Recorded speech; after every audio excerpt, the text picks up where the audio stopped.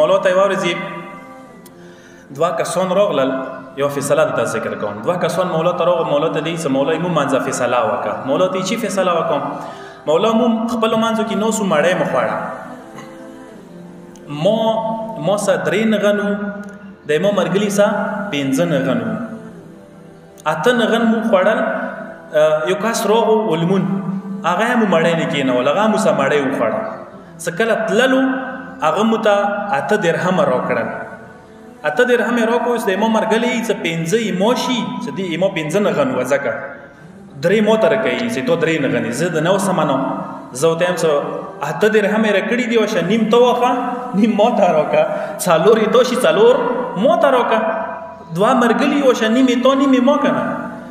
مولا د ورته سره غلي دي دپاره چې زه فیصله درته وکړم. مولا ته فیصله راته وکړه. مولا د ورته چې زه فیصله درته وکړم، بیا یې منوي، عدل والا فیصله به وي. بیا مولا ته څه مولا منوي، مولا د ورته خو ما فیصله داسې دی چې د چا 5 نغن وو، د چا 5 نغن وو، دا د 2 درهمه واخلي، د چا 3 نغن وو، دا د 2 درهمه، دا د 1 درهم واخلي.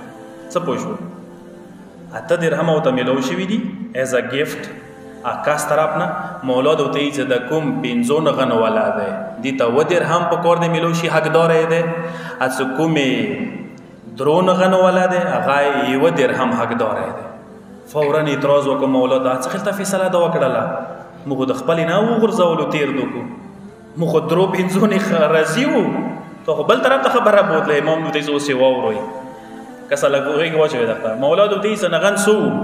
مولا ته دې مولا نغن 8، 3 مو 5 دی وو. مولا د دې هر یو نغن درو ټوکړو نه تقسیم کوئ. څو ټوکړو نه؟ درو.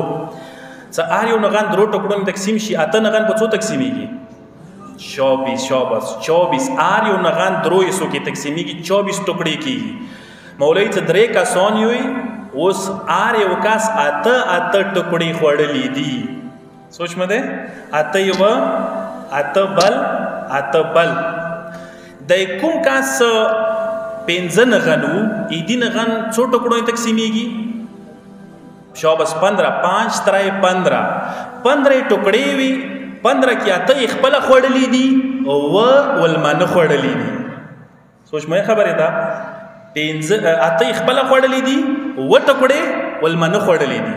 د ایدي څه 3 نغن وو، 3 ټوکړې څه هر یوه ټوکړه په 3 تقسیمه کې 3 نو کېږي. 8 یې خپله خوړلې دي، یوه یې څه ولمانه خوړلې ده. ٹھیک شو؟ ایتو یوه یې څه خوړلې دي، 1 درهم واخله، ایتو یوه یې څه خوړلې دي، 1 درهم واخله. څه کله عدالت څه فیصله وته وکړه، ساري ټیټ کو مولا په سر و چشم قبوله دی مو دپاره.